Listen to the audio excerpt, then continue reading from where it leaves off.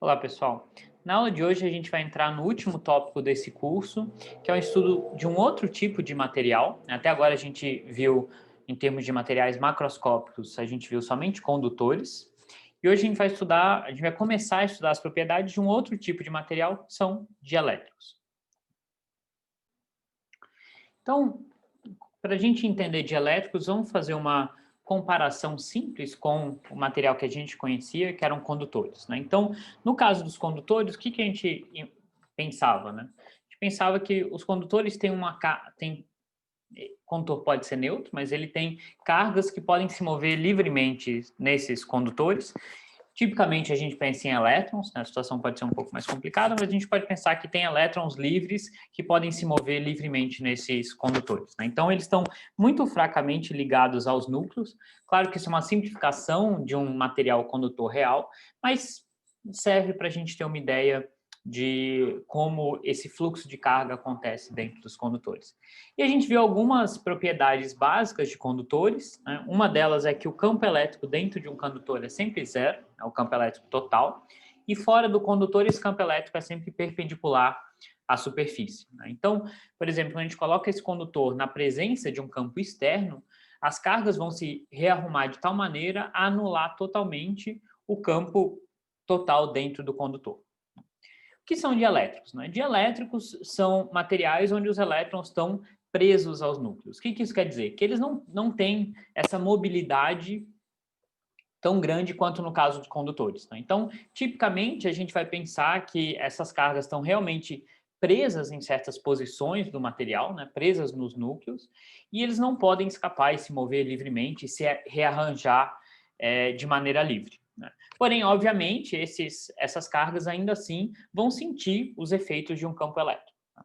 Então, o que acontece, por exemplo, quando a gente coloca um condutor e um dielétrico em um campo elétrico externo? Certo? Então, o campo elétrico externo eu estou representando aqui numa corzinha laranja. Então, imagina que eu coloco lá um pedaço de um condutor no campo elétrico externo. A gente sabe o que vai acontecer, né? Se o campo elétrico, por exemplo, está nessa direção aqui, as cargas negativas desse condutor vão fluir para a superfície e as positivas, né, vão fluir para outra superfície, ou então vai ficar um excesso de cargas positivas nessa superfície. E o campo gerado por essa distribuição de cargas, que eu estou indicando aqui em vermelho, certo? Então, é o campo do condutor, gerado pela distribuição de cargas do condutor, ele vai ser tal a anular completamente o campo externo, de tal forma que a soma desses dois vetores aqui se anulem completamente e o campo aqui dentro seja zero, o campo total seja zero, né? Isso dá para entender, né, mantendo em mente que as cargas podem se mover livremente. Então, se eu coloco um campo externo, as cargas vão se acumular na superfície até anular o campo externo, tá? Dentro do condutor. O que acontece num dielétrico? Num dielétrico, as cargas não podem se mover livremente, né? Então, tipicamente, o que vai acontecer é que as cargas estão lá muito próximas do núcleo e quando a gente coloca um campo elétrico externo, elas se separam um pouquinho do núcleo. Claro que isso é uma simplificação, né? De fato, para estudar as propriedades dos dielétricos, a gente precisa de todo o ferramental de mecânica quântica, tá? Mas aqui a gente vai estudar esse modelo semiclássico, mas que permite nos dar uma ideia de como, né, das propriedades principais dos dielétricos, tá? Então, a gente vai pensar que a gente tem lá uma carga positiva e uma negativa que estavam muito próximas umas das outras, e aí quando a gente aplica um campo elétrico externo, elas se separam um pouco, mas os elétrons, por exemplo, eles não podem fluir livremente. Então, eles só se separam um pouco dos núcleos. O que isso vai gerar? Isso vai gerar um pequeno momento de dipolo. É como se eu tivesse uma carga positiva, uma carga negativa. Isso gera um momentozinho de dipolo aqui em todo o meu material. Então, tem essa pequena separação e eu vou ter um momento de dipolo induzido. Então, ao longo do meu material, eu vou ter vários dipolozinhos. Então, esse vai ser o elemento básico para a gente entender de elétricos. Vai ser o dipolo elétrico.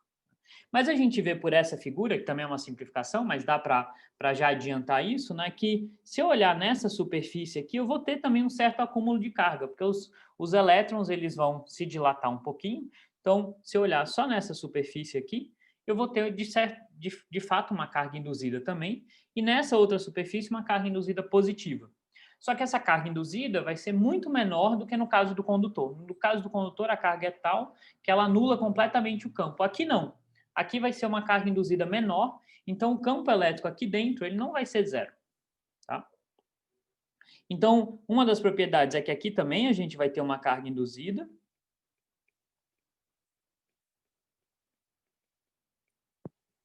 A segunda propriedade é que a gente vai ter uma polarização.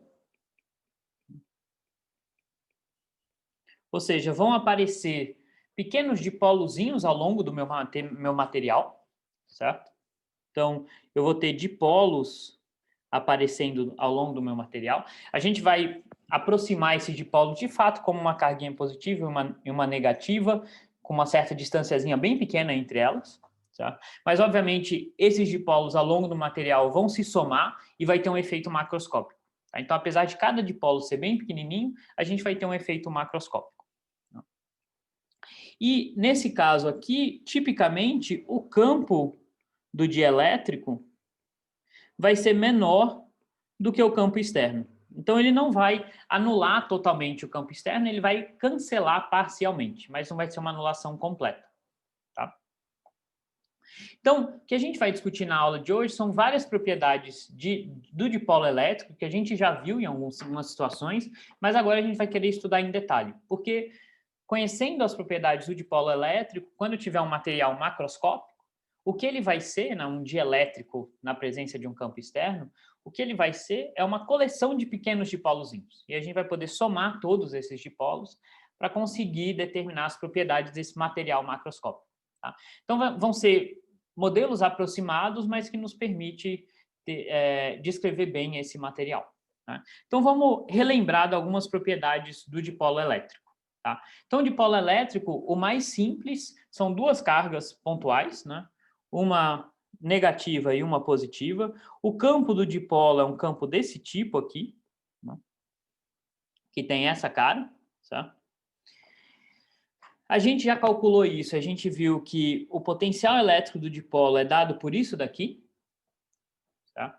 Então, o potencial elétrico cai com 1 sobre R ao quadrado, diferente do potencial elétrico de uma carga pontual, que cai com 1 sobre R. Né? E lembrando que isso daqui é para distâncias muito maiores do que o tamanhozinho do meu dipolo. Né? Então, nesse caso, o tamanho do meu dipolo seria a separação entre essas duas cargas. Esse resultado aqui vale quando eu estou olhando o meu potencial elétrico a distâncias muito maiores que essa daqui. Tá? Então, eu estou vendo, de fato, aquelas duas carguinhas quase como um ponto, né? E eu tenho esse vetorzinho de dipolo elétrico, que é dado pela carga vezes a distância entre elas. Tá? Isso forem cargas pontuais. Se forem cargas, uma distribuição contínua de cargas, a gente viu que a gente também pode definir um momento de dipolo, que vai ser justamente essa integral aqui. E a gente viu que para longas distâncias, né, ou se essa distância é bem pequenininha, né, se essa distribuição de cargas ela está contida numa região do espaço que é bem pequena, o meu potencial elétrico, em primeira ordem, vai ser dado por esse dipolo, certo? Obviamente, assumindo que essa é uma distribuição neutra, senão vai ser dado pelo termo de monopolo, que é a carga total da distribuição. Então, não interessa exatamente os detalhes dessa distribuição, desde que eu esteja suficientemente longe e a distribuição tenha uma carga total nula, o potencial vai ser dado por esse resultado. Isso é o que a gente viu lá da expansão em multipolos. E aí o campo elétrico, só para a gente lembrar, porque a gente vai precisar usar isso daqui também, o campo elétrico que é dado pelo menos o gradiente de V, ele pode ser escrito como 1 sobre 4πε0, ele vai decair com 1 sobre R ao cubo. E aqui ele tem essa forma um pouquinho estranha, né? Mas ele é dado por essa expressão vetorial aqui. Na verdade, esse aqui é o versor R. Então, esse Pzinho, esse momentozinho de dipolo, é um vetor que descreve a direção do meu dipolo. O meu R é o ponto do espaço onde eu estou calculando esse campo elétrico. Né? Então, esse R chapéu aqui se refere à direção onde eu estou olhando onde eu estou calculando o ponto elétrico, ou o campo elétrico. Tá? Então, vamos estudar um pouco como é que esse momento de dipolo pode aparecer, num modelo bem simples, né? Então, intuitivamente, a gente entende, né, se eu tenho lá a carga positiva e a negativa muito próximas uma das outras, quando eu aplico um campo externo, elas vão se separar um pouco, né? Então, eu vou ter a atração elétrica entre as duas cargas sendo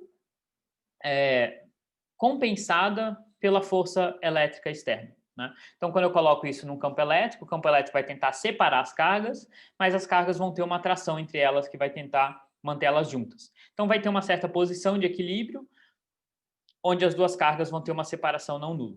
Então, vamos tentar estudar isso num caso bem simples, só para, né, desenvolver algumas propriedades e ganhar uma certa familiaridade com esse dipolo elétrico e como a gente pode modelar isso microscopicamente. Claro que vão ser modelos bem simples, mas nos permite tirar algumas propriedades importantes. Então, o nosso modelo para o átomo, né, vai ser um modelo super simples. A gente vai assumir que eu tenho um núcleo aqui no centro, cercado por uma nuvem eletrônica, né? Então, vocês já viram nas disciplinas de física quântica e interações atômicas moleculares que, na verdade, o meu elétron ele não está circulando o núcleo, né? Ele tem uma certa distribuição de carga, ou uma densidade de carga que está ao redor do núcleo, que é dado pela função de onda ao quadrado, a probabilidade de encontrar o elétron em alguma região do espaço. Tá? A gente vai simplesmente assumir que a gente é uma nuvem eletrônica, então é como se eu tivesse uma distribuição de cargas negativas aqui. Tá? E aqui eu vou assumir uma distribuição esférica, que obviamente não está correto para certos materiais, né? A gente sabe que em certos materiais a distribuição eletrônica tem propriedades que não são esféricas, né? Se eu tiver no orbital P, B ou outros. Então aqui é, claro, um modelo super simples. E além disso, eu vou assumir que essa distribuição é uniforme. Tá? Então essa carga total negativa aqui está distribuída uniformemente nessa esfera, que a gente também sabe que não é uma descrição muito boa do átomo. Mas tudo bem, é só para a gente tirar algumas propriedades básicas. Tá? Então, nesse caso aqui, o que a gente vai... Bom, a primeira coisa que a gente vai querer determinar, isso é bem simples, né? É o campo gerado por essa esfera uniforme. Tá? Então, a gente sabe que a gente já fez essa conta algumas vezes, né? Essa esfera com uma distribuição uniforme de cargas, essa esfera vermelha. Se eu tiver um raio maior que o raio da esfera, isso vai aparecer como uma carga pontual. Mas se eu estiver dentro da esfera, se eu aplicar a lei de Gauss, esse campo elétrico, na verdade, cresce com o raio. Né? Então, a gente já fez essa conta várias vezes, eu só vou repetir o resultado aqui. Né? O campo elétrico vai ser menos Q sobre 4πε0 R sobre R ao cubo na direção radial. Tá? Então, esse é o campo elétrico gerado por essa esfera negativa se eu tiver em um ponto dentro dela. E é isso que a gente vai precisar para a discussão a seguir. Tá? Então, o que a gente vai colocar? A gente vai colocar essa esfera com o núcleo aqui dentro num campo externo. Certo? Então, quando eu colocar essa esfera num campo externo, vamos assumir que o campo é uniforme, né? A gente está pensando que isso aqui é um átomo, então as dimensões aqui são angstroms. Então, por mais que o meu campo mude no espaço, ele vai mudar muito lentamente com relação a essas dimensões, então a gente pode assumir que esse campo é aproximadamente uniforme na escala atômica. Tá? Então, é como se fosse um campo uniforme externo. A carga positiva, devido a esse campo, vai ser empurrada para a direita, né? A carga negativa vai ser empurrada para a esquerda, de tal forma que a minha carga positiva vai estar a uma certa distância d do centro da minha esfera. Mas eu sei que as cargas não vão se separar porque tem uma atração entre as duas. Tá? Então, o que a gente vai querer calcular é justamente o que determina essa distância entre as duas. Obviamente, vai ser o campo externo. Né? Quanto maior o campo externo, maior vai ser essa separação. Tá? E é esse resultado que a gente vai querer chegar no final. Mas esse caso é tão simples que a gente pode calcular tudo explicitamente. Tá? Então, eu vou analisar o que está acontecendo com a minha carga positiva, porque é uma carga pontual, é simples de ser analisado. Tá? Então, eu vou querer analisar quais são as forças que estão atuando nela. Tá? Eu tenho aqui duas forças, eu tenho a força gerada pelo campo externo e a força gerada pela esfera vermelha carregada negativamente. Tá? E eu sei que na situação de equilíbrio, essas duas forças se cancelam exatamente. Tá? Então, esse D vai ser justamente a posição, a distância onde essas duas forças se cancelam exatamente. Tá?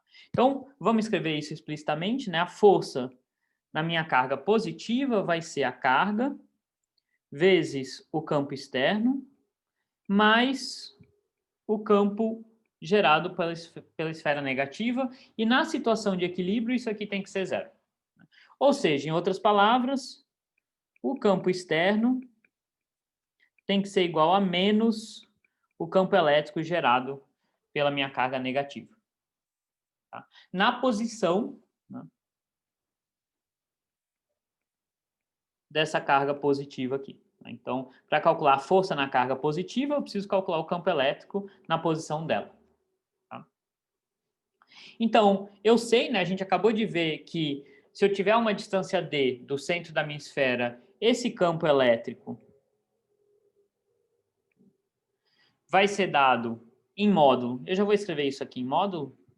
Tá? Então, esse campo elétrico gerado pela esfera negativa em módulo vai ser Q sobre 4π epsilon 0 d sobre r ao cubo. Tá? Então, só lembrando da expressão que a gente tinha aqui, né? O campo vai com a distância do centro da esfera dividido por r ao cubo, onde r é o raio da esfera. Tá? Então, se a minha carga positiva está a uma distância d do centro, esse rzinho aqui vai ser justamente esse d. E isso daqui, em módulo, né, tem que ser igual ao campo externo. Né? Obviamente, as direções desses vetores têm que ser opostas para eles se cancelarem, né? Mas isso vai acontecer justamente pelo sinal dessa carga aqui. Mas em módulo, os dois campos têm que ser iguais. Então, isso aqui em módulo tem que ser igual ao campo externo. Essa é a situação de equilíbrio. Né? Então, eu posso usar essa equação para encontrar qual é o valor dessa separação entre a carga positiva e o centro da minha esfera. Né?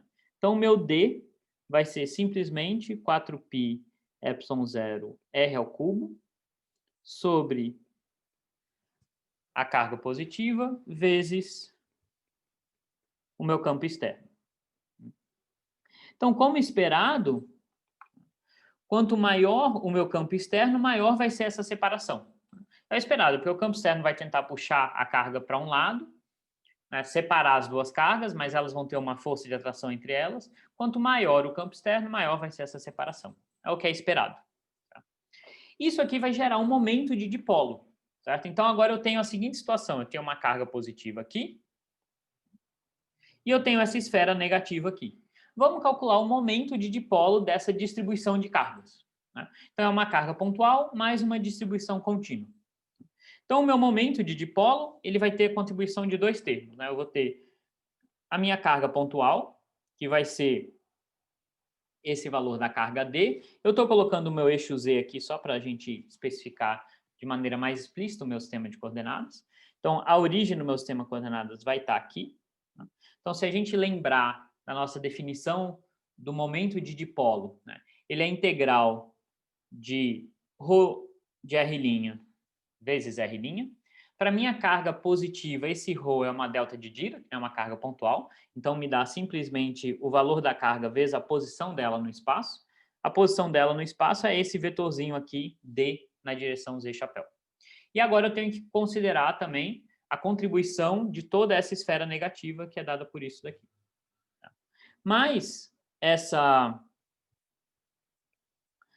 densidade é uniforme, porque a gente está assumindo justamente que a minha esfera é uniformemente carregada, então vai ser um ρ0 que vai sair da integral, e vai ficar simplesmente uma integral de dr' sobre todo o volume da esfera. Se a gente fizer essa conta, né, dá para fazer, obviamente, explicitamente essa conta, mas a gente vai ver que essa integral vai dar exatamente zero. E não é difícil enxergar isso, porque para um ponto qualquer aqui, para um vetor R' qualquer aqui, sempre vai ter um vetor R' oposto que anula ele. Né? Então, quando eu fizer essa integral, esses vetores todos vão se cancelar, a integral total vai dar zero. Né? Na dúvida, a gente poderia fazer a integral também e ver que ela vai dar zero. Tá? Então, tudo isso é só para falar que o nosso momento de dipolo dessa nova distribuição é justamente Qzão de Z chapéu. Ou seja, quando eu coloquei esse meu átomo num campo externo, o núcleo se separou um pouco da minha nuvem eletrônica e gerou um momento de dipolo justamente nessa direção aqui, que é na direção do campo externo. E a gente já calculou quem que é esse D, né? Na expressão anterior a gente viu, na nossa descrição anterior a gente viu que D é justamente isso daqui. Então, quando eu multiplicar isso aqui por Qzão, vai sobrar só esse termo aqui de cima. Então, D vezes Qzão vai ser justamente 4π epsilon 0 R ao cubo e externo na direção Z chapéu. Mas isso aqui é justamente o meu campo externo, né? A gente lembra do desenho que o meu campo externo está justamente na direção Z aqui. Então, a gente pode escrever tudo isso aqui de uma maneira um pouquinho mais compacta, como isso aqui sendo o meu campo externo, o vetor campo externo. Então, qual que é o resultado importante, que era fácil de intuir, né, mas aqui a gente conseguiu mostrar explicitamente? O resultado importante é que esse momento de dipolo atômico, né, induzido nesse átomo, ele vai ser uma constante, que nesse caso é 4π epsilon 0 R ao cubo, vezes o campo externo. Ou seja, ele é proporcional ao campo externo e ele aponta na mesma direção do campo externo. Tá? Então, se eu aumento o campo externo, eu aumento esse momento de dipolo. Se eu mudo a direção desse campo externo, eu também mudo a direção do meu momento de dipolo. Né? Isso acontece porque a gente assumiu um sistema super simples, esfericamente simétrico. Né? Mas o resultado importante aqui é que o momento de dipolo, então, vai ser uma constante proporcional ao campo externo. E essa constante de proporcionalidade é chamada de polarizabilidade. Ou seja, o quanto esse átomo é polarizável. Né? Quanto maior essa constante, né, maior vai ser o momento de dipolo induzido. Né? Então, nesse caso aqui, nesse modelzinho simples, a gente vê que quanto maior o raio, por exemplo, desse átomo, maior vai ser essa polarizabilidade. Tá? Mas isso aqui vale para esse sisteminha super simples, né, esse modelo atômico super simplificado que é esfericamente simétrico.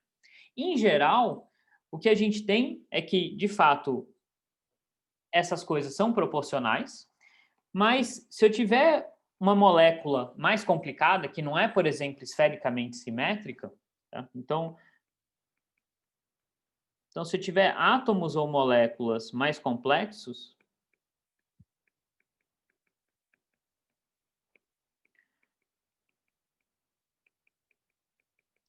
o que vai acontecer, na verdade, é que esse alfa, ele não vai ser simplesmente um número, uma constante, mas ele vai ser um tensor, né? Ele vai ter várias componentes, e aí a polarizabilidade, ou não a polarizabilidade, mas o momento de dipolo em uma certa direção vai ser dada pela somatória sobre esse índice J de alfa e J e J externo.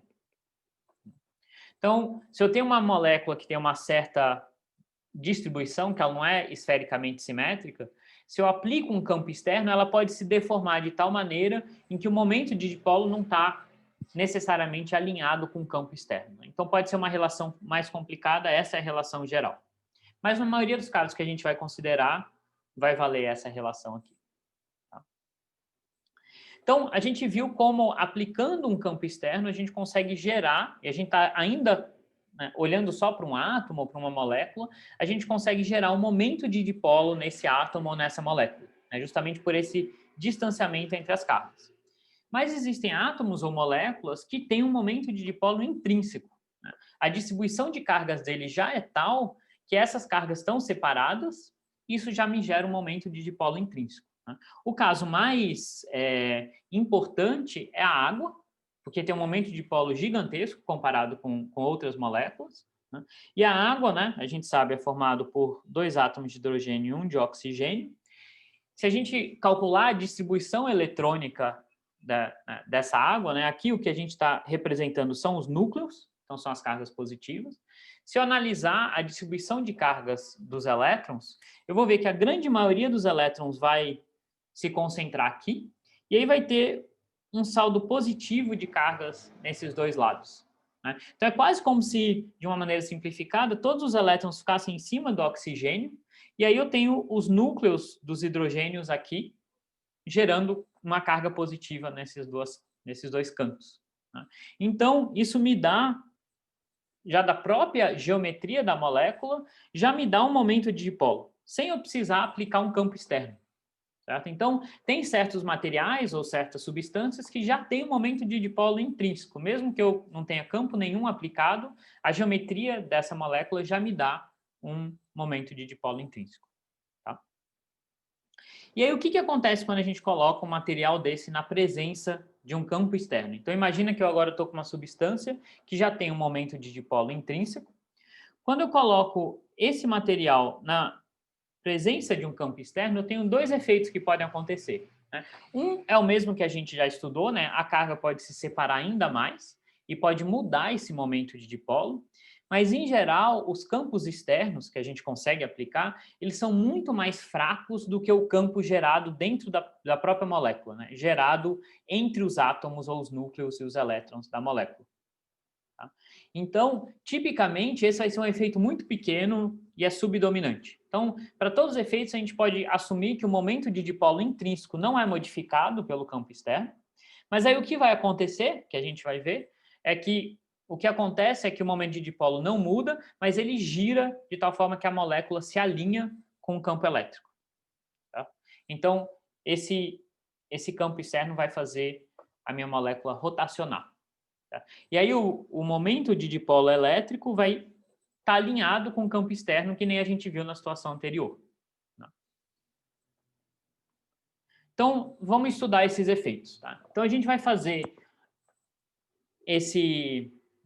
uma aproximação super simples, né, de um dipolo como duas cargas pontuais, para estudar o que acontece quando a gente coloca esse dipolo na presença de um campo externo. Então, por exemplo, isso pode representar algum material que já tem um dipolo intrínseco, né, uma molécula, por exemplo, que já tem um momento de dipolo intrínseco. O que acontece quando a gente coloca essa molécula na presença de um campo externo? Tá? Então, a gente vai aproximar esse caso por duas carguinhas. Tá? E aí coloquei um campo externo aqui de novo, a gente vai poder assumir que ele é uniforme, porque essas escalas são microscópicas, são super pequenas. E aí a gente sabe que essa carga positiva na presença de um campo externo, ela vai sofrer uma força para cá, e essa aqui vai sofrer uma força para cá. Certo? Mas eu vou assumir que essa distância aqui, ela continua fixa, porque esse é o momento de dipolo. Certo? Então, é como se a força que liga essas duas moléculas fosse muito maior do que o campo externo. Então, elas estão presas nessa distância. Tá? O que essas forças podem fazer? Elas podem, sim, deslocar, a gente vai ver, elas vão poder, em princípio, se uma força for maior que a outra, elas vão poder deslocar esse dipolo, ou elas vão poder rotacionar esse dipolo. Tá? Então, vamos calcular essas forças.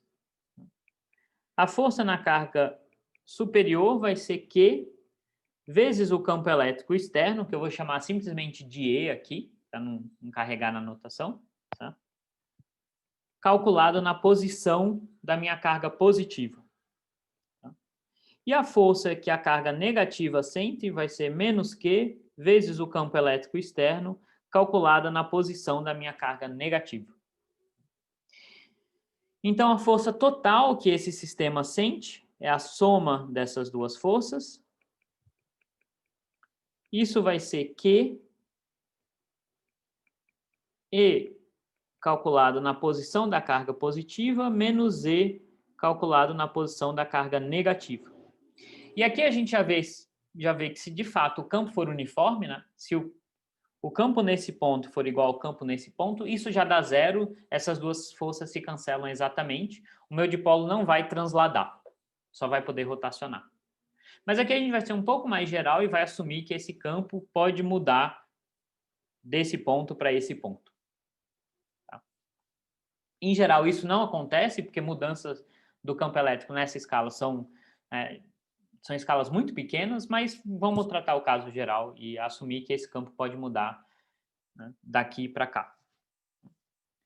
E aí eu tenho que a posição da minha carga positiva vai ser a posição da minha carga negativa, mais aquele vetor D, né, que é um vetor que aponta justamente na direção do dipolo elétrico. Né? Então, o vetor dele aponta da carga negativa para a minha carga positiva.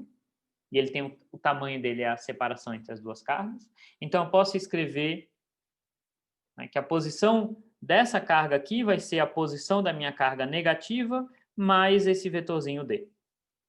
Tá? Então, a minha força total vai ser Q, o campo elétrico externo calculado em R- mais esse vetorzinho D, menos o campo elétrico calculado em R-. Mas agora eu vou assumir que esse D é bem pequenininho, certo?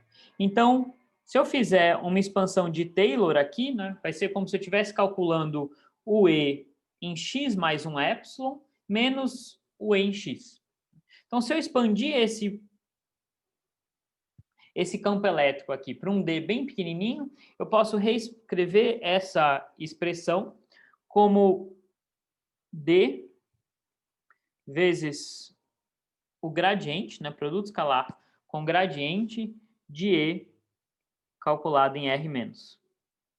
Então, na verdade, isso aqui é só aplicar a expansão de Taylor, só que eu vou ter três dimensões aqui, tá? Tem uma função de 3 dimensões, a gente chega nesse resultado. Né? A gente vê se, por exemplo, esse D estiver na direção do meu eixo Z, isso aqui vai me dar justamente um DDZ. Seria justamente expandir o meu campo elétrico na direção Z. Para um D numa direção qualquer, a gente tem esse tipo de termo aqui da minha expansão de Taylor. Tá? Então, a força total vai ser dado justamente por isso daqui, mas a gente lembra que o momento de dipolo desse meu sistema é justamente a carga vezes esse vetorzinho D. Estou pensando num dipolo de duas cargas pontuais. É justamente dado por isso daqui. Então, finalmente, a gente chega no resultado que a força vai ser P, produto escalar com operador gradiente, aplicado em E. Tá? Essa vai ser a força total aplicada no meu dipolo, devido a um campo externo. De novo, se esse campo externo é constante, esse gradiente vai dar zero, a força total vai ser zero. Tá? Mas se ele mudar de uma carga para outra, a força vai ser dada por essa expressão aqui. Então, como é que eu opero isso daqui? Né? Eu faço o produto escalar do P com o gradiente. Então, isso aqui vai me dar uma certa soma de derivadas e eu aplico isso no meu vetor campo elétrico. Tá? Em geral, na maioria dos casos de interesse, de fato, o campo elétrico não muda nessas dimensões do meu átomo e essa força é nula. E aí, o que vai acontecer se esse campo elétrico for uniforme? Se a gente olhar essa figurinha aqui, dá para a gente intuir, né, que esse está tentando mover essa carga para cá, essa força está tentando mover essa carga para cá. Nesse caso do campo elétrico externo uniforme, as duas forças se anulam, mas ainda assim eu vou ter um torque. Né? Então, essa molécula ou esse dipolo vai rotacionar. Tá? Então, vamos calcular quanto que é esse torque. Tá? Então, de novo, eu faço exatamente a mesma conta, só que agora eu vou assumir que o meu campo elétrico externo ele é uniforme. Então, ele calculado em R+, é o mesmo valor dele calculado em R-, então a força em mais vai ser igual à força em menos. De fato, a força total vai cancelar, mas o torque não. Né? O torque vai ser dado pela posição da minha carga R+, produto vetorial com F+, mais R- produto vetorial com F-. A gente lembra que, para calcular o torque, é o produto vetorial do vetor posição da partícula vezes a força que atua nela. Tá? Isso aqui, portanto, vai ser, para o primeiro termo, vai ser Q, vezes, a gente lembra que R+, eu posso escrever como R- mais D, mais aquele vetor D. Então, produto vetorial com E. Então, já escrevi o F+ como QE. E eu vou ter algo muito semelhante para o segundo termo, mas aqui eu vou ter um sinal de menos. Então, aqui eu vou ter menos R- produto vetorial com E. E agora a gente vê, né, que esse termo aqui cancela com esse termo, então o que vai sobrar é Q vezes D, produto vetorial com E. E aí, de novo, a gente lembra que Q vezes D é o momento de dipolo dessas minhas duas cargas. Então, a gente chega no resultado importante que o torque nada mais é do que o momento de dipolo produto vetorial com campo elétrico.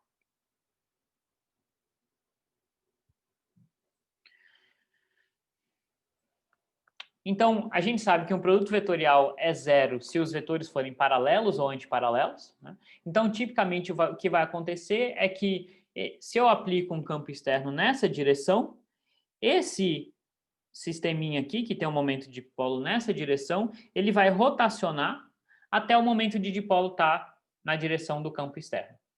Quando ele rotaciona e chega na direção do campo externo, o torque total é zero, e aí eu tenho uma situação de equilíbrio.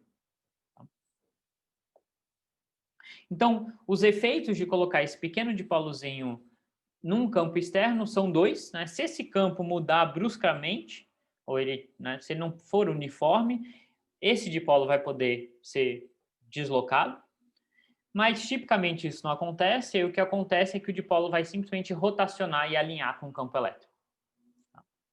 E agora, um último conceito que eu quero apresentar para vocês, para a gente encerrar essa aula, é o conceito de polarização. Então, até agora, a gente estava pensando, só olhando um modelinho simplificado para o meu átomo, e a gente viu que se eu colocar esse átomo num campo externo, ele vai gerar um momento de dipolo, mas também tem átomos ou moléculas que têm um momento de dipolo intrínseco, tá? Então, esse dipolozinho do meu material pode ser tanto gerado por um campo externo ou pode ser um momento de dipolo intrínseco. Então, imagina que eu tenho diversos desses átomos aqui no meu material, tá? Cada um com um dipolozinho, de novo, pode ser um dipolo porque ele está na presença de um campo externo, ou pode ser um dipolo intrínseco. Tá? Mas o que interessa é que cada, né, átomozinho ou moléculazinha aqui do meu material vai ter um pequeno momento de dipolo. Tá? Então, eu vou ter uma distribuição de dipolos no meu material. A gente vai ver que essa distribuição pode ser uniforme ou não. Ela pode ser mais intensa numa certa região do material e menos intensa em outra região. Mas, enfim, eu vou ter uma distribuição de dipolos. Tá? Então, o que a gente vai definir agora é justamente uma propriedade desse material macroscópico. Então, a gente vai olhar por um voluminho aqui, tá? E aqui dentro desse voluminho, eu posso considerar um volume bem pequenininho, mas ainda assim eu vou ter vários átomos. Então, eu posso considerar o momento médio de todos esses átomos, ou, né, o momento de dipolo total de todos esses átomos, que estão dentro desse voluminho, certo? Então, aqui eu vou ter um certo voluminho V. E aí a gente vai definir a seguinte grandeza, que vai ser um vetor também, que vai ser esse momento de dipolo total dividido pelo volume. Esse é o que a gente chama de vetor polarização.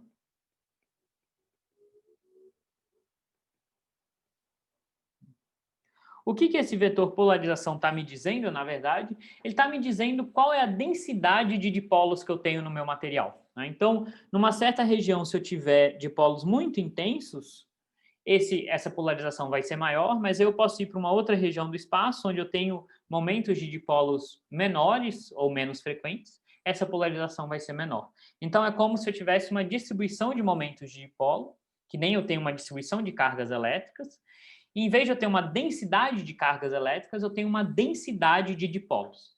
Essa densidade de dipolos a gente não chama como densidade de dipolos, a gente chama, na verdade, como polarização. É isso que esse vetor quer dizer.